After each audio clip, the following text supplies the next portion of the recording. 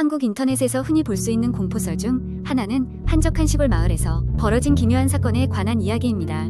몇 해 전 여름방학을 맞아 나는 오랜만에 할머니가 사시는 시골 마을을 방문하게 되었다. 도시의 바쁘고 시끄러운 생활에 지쳐서 한적한 시골에서의 시간이 나에게는 휴식이자 치유의 시간이 되리라 기대했다. 할머니 댁은 작은 산속에 자리 잡은 오래된 한옥이었다. 어려서부터 자주 와본 곳이라 낯설지는 않았다. 하지만 이번 방문은 무언가 예전과 달랐다.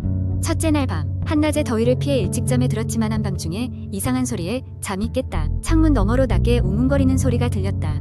처음에는 바람소리겠거니 했지만 소리가 너무 일정하고 꾸준했다. 침대에 누운 채 잠시 귀를 기울이고 있자니 그 소리가 점점 가까워지는 듯했다. 순간 오싹한 기분에 사로잡혔다. 그 다음날 호기심에 이끌려 소리의 근원을 찾기로 마음먹고 마을을 돌아다녔다. 마을은 평화로웠고 사람들은 일상에 바빴다. 나는 이웃들에게 전날 밤의 소리에 대해 물었지만 모두 의아하다는 반응이었다. 그러던 중 한 할아버지가 나를 불러세웠다. 어디서 들었니? 그 소리를. 할아버지는 무언가 알고 있는 듯 보였다. 나는 그에게 자세히 설명했다. 그러자 그는 심각한 얼굴로 이렇게 말했다.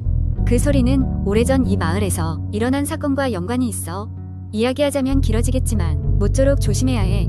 할아버지는 30년 전 이 마을의 작은 광산에서 일어났던 이야기로 말을 이어갔다. 당시 광산에서는 많은 인부들이 일하고 있었는데 하루는 이 유모를 가스 폭발이 일어나 많은 사상자가 발생했다. 문제는 그 사고 이후로 종종 밤마다 웅웅거리는 소리가 들려왔고 그 소리를 듣고 나면 항상 다음날 누군가가 사라졌다는 것이다. 사람들은 그것을 광부의 원혼이라고 부르며 두려워했다. 나는 할아버지의 이야기를 두고 한참을 고민했다. 그리고 그날 밤 이상한 소리가 또다시 들려왔다. 용기를 내어 창문을 열고 소리가 들려오는 방향을 향해 나갔다. 어둠 속에서 헤매며 산길을 걷자 갑자기 소리가 멈췄다. 그러더니 내 앞에 흐릿한 형체의 사람이 서 있었다. 놀라 뒷걸음질 치려던 순간 그것은 이내 안개처럼 사라져버렸다. 다음날 나는 할머니께 도시로 돌아가겠다고 말씀드렸다. 이곳에 더 이상 머물고 싶지 않았다. 마을을 떠나기 전 다시 만난 할아버지는 나에게 경고했다. 이제 저 소리는 너에게서도 사라지지 않을 거야. 그저 잊어보려 노력하는 수밖에. 나는 도시로 돌아왔지만 그 소리는 여전히 나를 따라다니고 있다.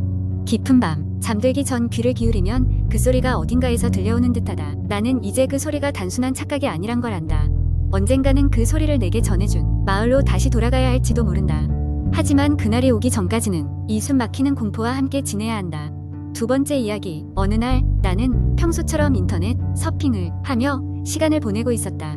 특별히 바쁜 일도 없었고 그냥 재미있는 이야기를 찾아보려고 인터넷을 뒤적거리던 중이었다. 그렇게 몇 시간이 흘렀고 지루함이 몰려오자 나는 댓글이 많이 달린 한 인터넷 커뮤니티에 공포 게시글을 클릭하게 되었다. 이야기는 한 젊은 여성이 새로 이사 간 아파트에서 겪은 기이한 경험에 대한 것이었다. 그녀는 도심에서 벗어난 조용하고 오래된 아파트로 이사했다. 건물 자체는 관리가 잘 된 편이었지만 그녀가 입주한 층은 다른 세대가 거의 비어 있어 조금 쓸쓸하다는 느낌이 들기도 했다. 그녀가 이사온 첫 주에는 특별히 이상한 점을 느끼지 못했다. 그러던 어느 날 밤 침대에 누워 잠을 청하던 중 밖에서 무언가 부스럭거리는 소리가 들렸다고 한다. 처음에는 바람소리겠거니 하고 무시했지만 이내 소리가 문 앞까지 다가오는 것을 느꼈다. 바람이 만들어내는 소리라고 하기에는 너무 뚜렷하고 근처에 있는 것 같았다. 불안을 느낀 그녀는 문을 확인하려 했으나 이상하게도 몸을 움직일 수가 없었다. 마치 누군가가 그녀의 몸을 붙잡고 있는 듯한 기분이었다. 그 상태로 몇 분이 지났을까 문 중앙에서 천천히 긁는 소리가 나기 시작했다. 얇은 종이를 손톱으로 긁는 듯한 소리였다. 그제야 그녀는 공포감에 질렸지만 여전히 몸이 움직이지 않아 어떻게 할 수가 없었다. 그때 갑자기 소리가 멈췄다. 그리고 조용한 침묵 속에서 그녀는 그저 눈을 감고 잠들기를 기다릴 수밖에 없었다. 다행히도 얼마 후에 몸을 움직일 수 있게 되었고 허겁지겁 일어나 불을 켰다. 하지만 문에는 아무런 흔적도 남아있지 않았다. 다음 날 그녀는 집주인에게 어젯밤 있었던 일을 이야기했다. 하지만 집주인은 그녀의 이야기를 듣고도 별다른 반응을 보이지 않았다. 다만 말끝을 흐리며 이전 세입자도 비슷한 이야기를 한 적이 있었어요. 하지만 그분도 결국엔 아무 문제 없었으니까요 라는 말만 남겼다. 그 후로도 매일 밤 같은 일이 반복되었다. 긁는 소리는 점점 더 길어지고 강해졌으며 때때로 작고 낮은 소리로 속삭이는 소리까지 들렸다. 무언가가 분명 문 밖에 있었다. 하지만 그녀는 두려움에 사로잡혀 확인할 용기를 내지 못했다. 시간이 갈수록 그녀는 피로와 스트레스로 지쳐갔다. 어느 날 밤 그녀는 결심하게 되었다. 더 이상은 이 상태로 살 수 없었다. 작은 용기를 내어 긁는 소리가 들리던 순간 갑자기 문을 확 열어보았다. 하지만 복도는 텅 비어 있었다. 그저 오래된 형광등이 깜빡거리며 그녀를 맞이할 뿐이었다. 그렇게 몇 초 동안 망연자실 서 있던 그녀는 문을 닫으려는 순간 복도 끝에서 느릿하게 걸어오는 그림자를 보았다. 허름한 옷차림에 긴 머리를 늘어뜨린 여자의 모습이었다. 그녀는 고개를 들어 서서히 미소를 짓더니 천천히 뒤돌아 어둠 속으로 사라져갔다. 다음 날 그녀는 즉시 이사를 결심하고 짐을 싸기 시작했다. 떠나는 날 짐을 옮기면서 문득 복도에 둔 작은 메모가 눈에 들어왔다. 메모에는 이렇게 적혀 있었다.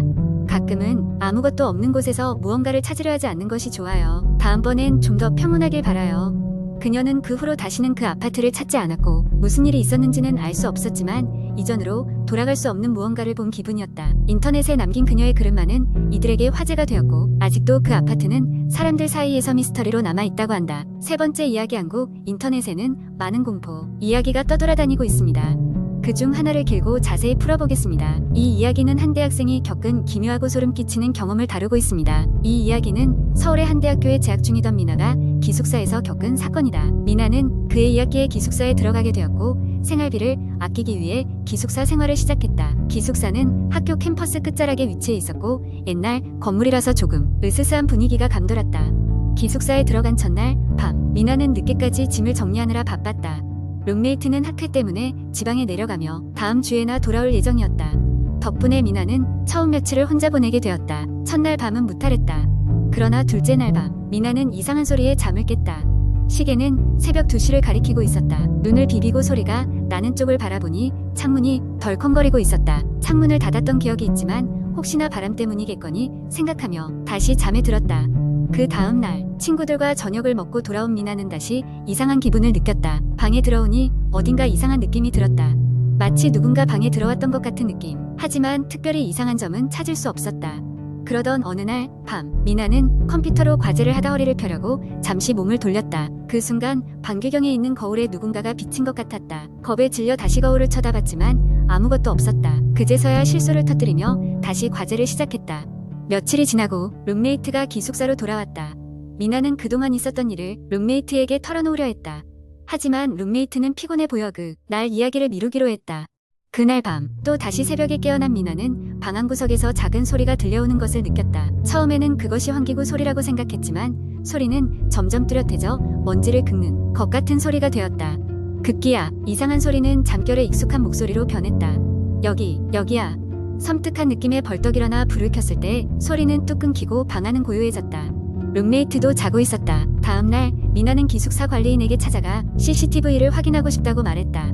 그러나 기숙사 복도에 있는 CCTV는 오래되어 녹화 기능이 정상 작동하지 않았다. 다만 관리인은 이 기숙사에 전에 살던 학생이 시험 스트레스로 방 안을 나서지 않다가 발작을 일으켜 사망했다는 이야기를 들려주었다. 이야기를 듣고 미나는 두려움을 느꼈다. 그리고 그날 밤 미나는 기숙사의 다른 방 친구들과 함께 밤을 보내며 아무 일도 일어나지 않기를 간절히 기도했다. 몇 주가 지나고 이상할 정도로 아무 일도 일어나지 않았다.